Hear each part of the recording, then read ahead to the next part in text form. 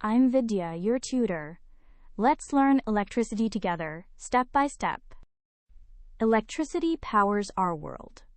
We'll learn about current, the relationship called Ohm's law, resistance, and electric power. Electric current is the flow of charge per second, measured in amperes.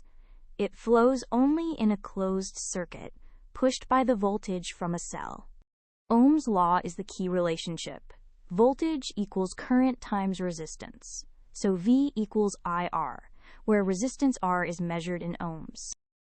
If 12 volts drives a 4 ohm resistor, the current is V over R, 12 divided by 4, which is 3 amperes.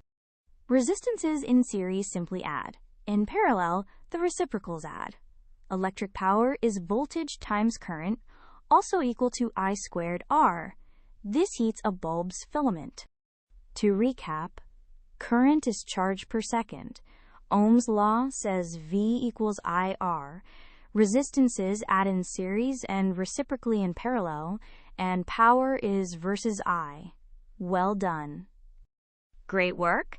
Keep learning with Vidya and visit CBSETest.com for free lessons, worked examples, and practice tests.